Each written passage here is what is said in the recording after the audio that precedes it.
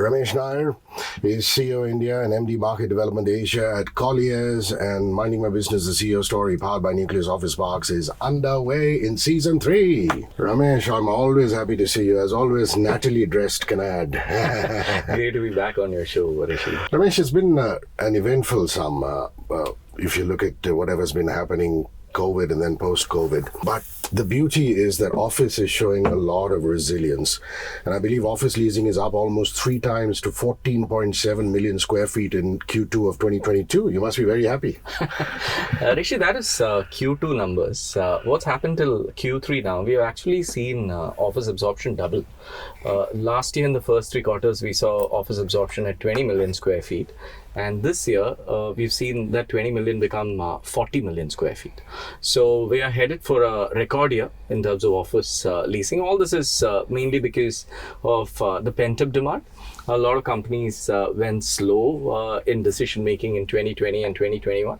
All of them are coming back, taking quicker decisions and looking at more space. So that's driving the office space market. That's wonderful. Do you think that recession in the US will impact US-based corporations, IT spending, and the whole IT outsourcing industry, Ramesh? So it's very important to look at the US recession in itself. US has a recession once every 5 to 6 years. We hear about it all the time. And a recession typically in the US also lasts maybe around 10 to 11 months on an average. One thing we need to be worried about is 50% of our office take-up is by IT companies.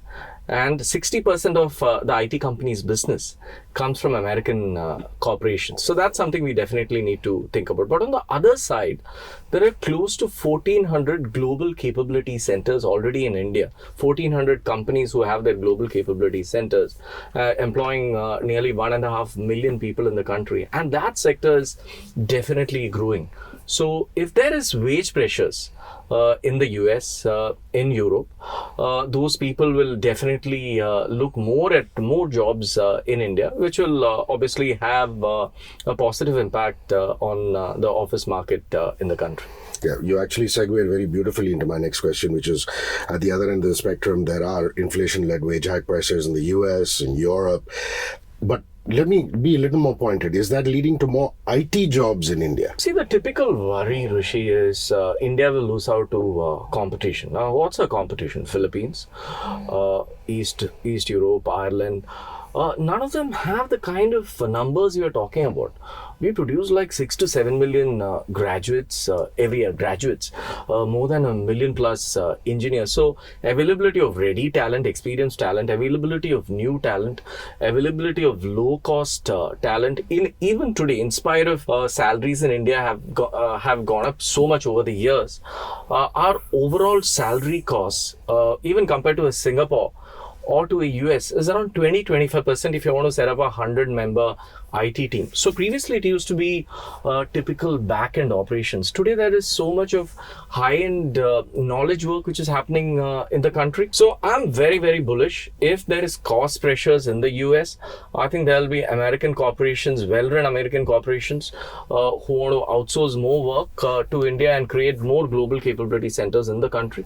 So I think it will help India overall. Are unicorns demanding more office space? Or was that something that we just saw happen in July and that died down, Ramesh? And if so, which city leads the market? So last year in 2021, we saw nearly 46 unicorns coming up in India. That's slowed down this year. There's not that kind of funding which is happening in the unicorn world now. Bangalore definitely is the city which scores highest, followed by Mumbai and Delhi. Unicorn demand as of last year, we had seen that was up 77%. If you look at all the startups and how much of space unicorns take from that, that's only 11%. So it's not something of a big market mover as such for the office market. We talked about the US, we talked about Europe, we talked about how that is affecting office space in India. And according to Colliers, office leasing is up 97% in Jan to September in 6 cities, Ramesh.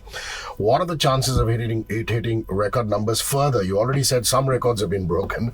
Is this spurt in leasing also because of that vital spillover in demand from the last 2 years? You mentioned it very briefly, but I want to get into the details of it. So what's been happening, Hrishi, is in the first 9 months, I spoke about how office space demand has already crossed 40 million square feet.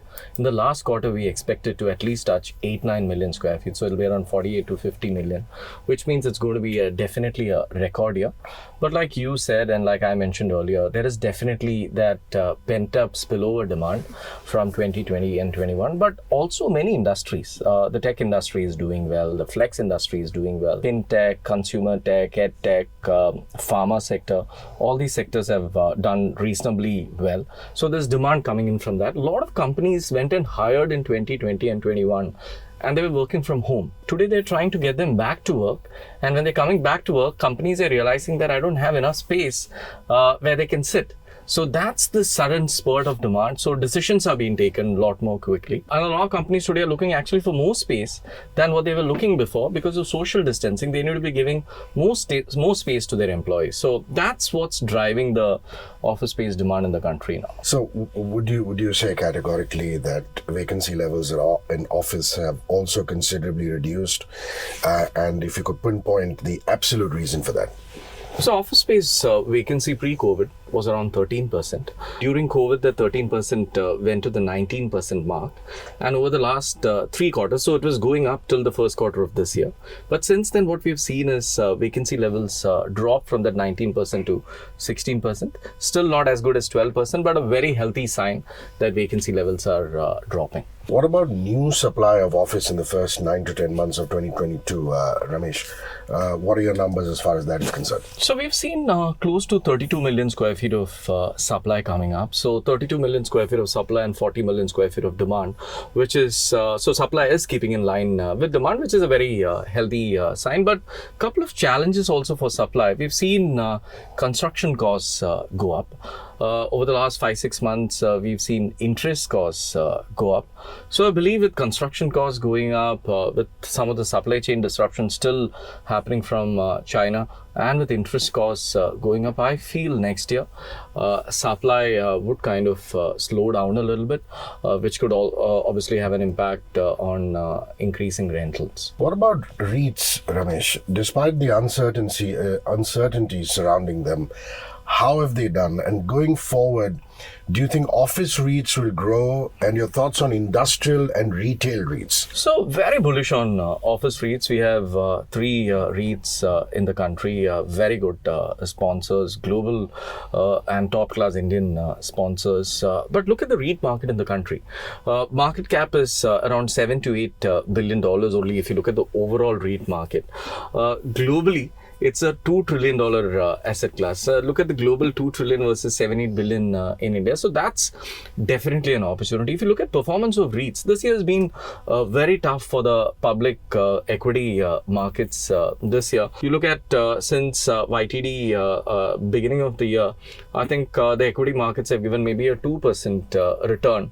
But you look at the REITs, most of them have given 7 to 8% return since beginning of the year. Why I'm most bullish about REITs is the biggest worry people have when they invest in real estate is liquidity, and that worry is taken care of if you're investing in REITs. Obviously, it has the advantages of low volatility and predictability also, which come along with any real estate asset class. So overall, very bullish. I think in the next 6 months to 12 months, we would definitely see a retail REIT, post which I think maybe in 2024 we'll start seeing companies looking at industrial REITs in India. So Ramesh, India today is one of the fastest growing e-commerce and third-party logistics market. And given that fact, how's the industrial and warehousing property market fared? And do you think demand will continue to rise? So the e-commerce has been driving the warehousing demand. So the 2 sectors is 3PL and e-commerce, which contributes to around 60% of the overall demand in the warehousing market. What we are also seeing off late is what we call quick commerce, which is delivery within that 15 minutes, which means you also need in-city warehousing, where you can deliver things really fast to households. On an average, we see around 30 million square feet of demand. I see that numbers only going up over the next 2-3 years. One challenge the industry is facing is again the construction price increases. So raw materials, the biggest raw material for building a warehouse is steel. And steel prices have significantly gone up over the last 1.5-2 years, which is also impacting the margins of the warehousing sector. But demand very steady and stable. What I also believe will help the sector is the China plus one strategy of a lot of manufacturing companies across the world wanting to de-risk their manufacturing, having a second alternate base outside of China, and India scores the best amongst all countries. So I think that will also end up driving the warehousing market in the country. Would you safely say that working from office is back as opposed to working from home, Ramesh? In that aspect, is infrastructure supporting an easier commute to office? So you look at around 1.5 years back, last May, June, around 5 quarters back, reentry rates to office was less than 5%. Today, that 5% has become around 45%. You look at all across the country. The sector which is still not come back, is a lot of GCCs are still not pushing their employees. There's this fear that if you push employees, they may quit and join a competition. But of late, what we hear from a lot of our clients, they don't openly say that, moonlighting is becoming a big worry. Moonlighting is where employees take multiple jobs. Confidentiality related to moonlighting is becoming a big, huge worry. What we also hear from a lot of employees, we did a survey some time back where we realized that a lot of employees feel loneliness. Working from home is increasing significantly. Work friendships, again, significantly down. Today, companies have realized that you need an office to learn, socialize and connect more than ever before. Previously, an organization would look at office because of growth issues. Today, they realize that you need an office not just for accommodating employee growth, but also the brand and the culture, which is very important for any organization. But my advice to companies is when you're doing an office, make it worthwhile for employees to come back to. Just make sure that that all the challenges associated with commute in cities like Mumbai is taken care of, and make it worthwhile so that employees feel like coming back to work. That's a wonderful point. So, what are the office locations to watch out for in Mumbai city? How is Parel in central Mumbai, and of course BKC faring as of now? See, in Mumbai, you look at all the micro markets are doing reasonably well. I spoke about how the country absorption numbers have doubled. Mumbai also, the absorption numbers are from 2.6 million gone to around 5 million square feet. That's also nearly doubled. Bullish on most micro markets, the Lower Parel micro market, the BKC, Navi Mumbai, Thane, all these micro markets are seeing very good demand. I have a very simple thumb rule when it comes to Mumbai. If your buildings are good, you will find tenants even in a bad market. Look at this building. The amount of upgrades this building has gone through in the last 1 year or so. Great landlord investing money, upgrading the asset, and you're seeing vacancy levels drop and occupancy levels go up. So if you're a good building, if you're upgrading, if you're retrofitting, I think demand automatically comes in. That's a very valid point that Ramesh is making. We're talking about one international center where we're sitting as of now, and we're broadcasting, and that to Ramesh is a prime example, and to us too. Let's look at startups now. How much office space are startups occupying in India, Ramesh? Do you think venture capitalists steering the development of startups and favorable government policies towards startups and the availability of a deeper talent pool mean that it will impact office space occupied by them? Definitely, Hrishi. So we've seen the startup percentage over a period increasing. in the overall by last 2-3 months there has been a little bit of slowdown. I think it's a momentary blip before it kind of comes up. Again, going back to the tech talent, look at the STEM graduates we have in our country. No comparison to the rest of the world. The government has been very proactive with regards to their policies to promote startups. Startups, again, like I mentioned, Bangalore is the hub, followed by Mumbai and Delhi. One thing we need to keep in mind for startups is it's very important for developers to give spaces which suit the needs of startups when they are targeting startups to come into their projects. Yeah, that's a wonderful segue into my next one, which is what do landlords need to consider if they need to capture the real estate demand from startups? That's a very valid point. Anything you'd like to add to that? 2-3 points there, Hrishi. One is you need to give flexibility to startup companies as a landlord, because startups' growth plans are quite volatile. One day it's up, one day it's down. So that flexibility becomes very important. Second is scalability. You get into a facility with 100 seats. Next month you need 200. Third month you need 500. So giving that flexibility and scalability is important. Thirdly, and most importantly, startups attract a lot of Gen Z and millennials. So how do you give cool offices? Again, becomes very important when it comes to startups. So these are the three things which developers need to keep in mind. What about co-working and flex players now, Ramesh? How much are they occupying in India? What are you feeling towards the co-working space sector and flex players? So today, if you look at the overall market, around 14% of the office space take-up is by co-working and flex players. That had dropped to around 6-7% during COVID time. So again, we're looking at record numbers of space going to be taken by co-working players this year.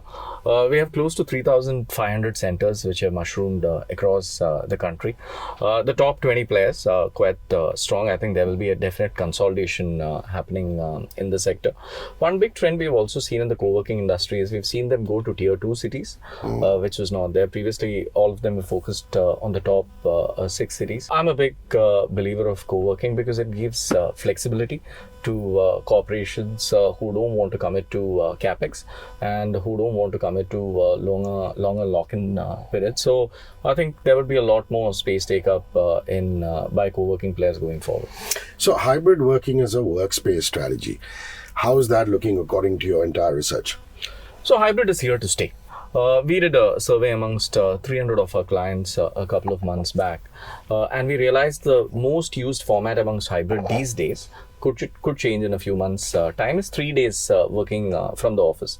That was the format which more than 70-75% of the companies were using.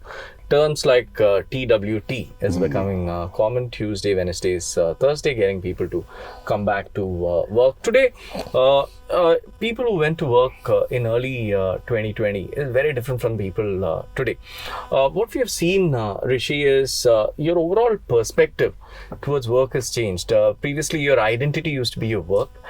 Today, people are saying that's just one of the things I do, which is work, which has led to the global great resignation concept, which we have all heard of. So going back to that point, companies need to make sure that commute is worth the trouble. Do offices which have a lot of collab zones, which has a lot of digital zones for employees, which where employees can come and learn, socialize and connect, and employees can collaborate with each other. So those are the things companies need to look at, but hybrid is here to stay going forward. Just dissecting it microscopically, what are the sectors that are at the forefront of this hybrid working model that you just talked about? And how many of them, according to you, are planning a portfolio expansion? So around close to our research show that at least 50% of the companies have a hybrid strategy which has a flex component to it. All the sectors which require deep conversations, which require brainstorming, which requires ideations, which required selling. Most of them have confidentiality. All these things decide on what companies are actually coming back to work versus companies working working back from homes. So depending, most sectors today, which there are those components, there could be some back office functions which can be non-confidential back office functions which can be done out of homes. But wherever we feel that confidentiality is important, companies are actually going ahead and pushing their employees to come back to work. You mentioned non-metro cities and expansion as opposed to urban cities. Are interest levels towards building offices in non-metro cities seeing a substantial rise? You did say fleetingly, but my add-on question is, do you think that will reduce the infrastructure load on metros and that will lead to a more equitable growth? Metro, that's definitely not happening. The metros will keep growing. But over the last 6 to 9 months, we have definitely seen many companies look at tier 2 cities. So cities like Nagpur, Indore, Jaipur, Coimbatore, Visakhapatnam, Chandigarh. These are cities which are coming back. The main reason for that is one, employees want to retain talent. People who have gone back to their home territories, gone back to staying with their parents. One very interesting trend which I've been hearing from companies. Previously, when a graduate would pass out of a Chandigarh, Jaipur or a Lucknow, his first intention was to move out and go to a bigger city like Delhi. But today, the same graduate wants to stay back with his parents, doesn't want to take the headache of going to a metro, searching for a home, spending a lot of money. So the bonding, I've been hearing this from a lot of tech companies, the bonding between children and parents have actually gone up in the last 2 years and here to stay for a while. Ramesh, would you have a fix on which are the sectors that are seeing the highest rate of return to office? Would you say telecom? Would you say consulting? And what is the percentage there in? 75 to 100%? Your comments, please. So the sector which have seen the most reentry rates is the financial services sector, where the data confidentiality is very important. Telecom and consulting again, which needs a lot of collaboration, where the client contact is a lot more. Overall, like I said, we believe today the reentry rates are anywhere between 40 to 50%, but some of these sectors in some of the regions have seen as high as 75% reentry rates. So it's a matter of time, I think, before all the industries reach that 70-75% mark. So the last one is always lifestyle, and your favorite travel or holiday destination. What do you most enjoy about the place? What were your activities there, Ramesh? So business travel keeps me busy. So I try and combine holidays along with that. Of late, the places I've liked, Tokyo, definitely a great destination. Dubai, I travel often. I've also taken a golden visa to Dubai. Singapore, I would say these are the three travel destinations. I shop when I go to these places. I try and eat in well-known restaurants. That's it. So those are the two things I do. You obviously are a fitness fiend or enthusiast, or you have great metabolism, because you haven't put on an inch over the years that I've seen you. Just a little walk every day, nothing more. So. What kind of music do you enjoy listening to? Your favorite artists or bands that you've liked over the sands of time? So I listen to all kinds of music, Hrishi, right from 60s to 70s to Bee Gees to Elvis to Frank Sinatra to 80s pop, 90s pop, 90s rock. I spent half my life in Chennai, so obviously grown up to music of Ilayaraja and A.R. Rahman. So all kinds of music. There's nothing I can. Off late, my daughter is pushing me to listen to K-pop, so that's also there in the playlist. So all types, nothing. The next time you're in, you'll say Blackpink is my favorite band. BTS. It's wonderful. Any concert or music performance that you went to recently or during your college days? I mean, like you said, Madras back then, Chennai now is such a hub with Loyola and MCC and the rock festivals there. Anything memorable, please describe it. Very memorable concert was 2005 when Dire Straits came to Bangalore.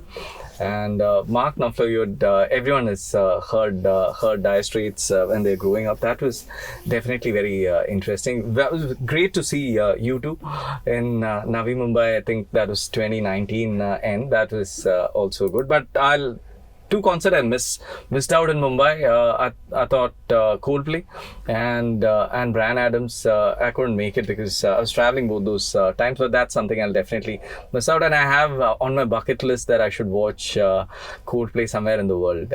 Very soon. They just had a massive gig at Buenos Aires, and given how much you travel, I'm sure you'll find a connection in some city you're traveling to for work with a Coldplay concert. We wish you well on that. What's your fashion sense? What do you like to wear in the boardroom when you're working, outside it when you're relaxing, Ramesh? So typically in client meetings, we go in suits and ties, but I always look forward to Fridays where I can jump into smart casuals and then into casuals.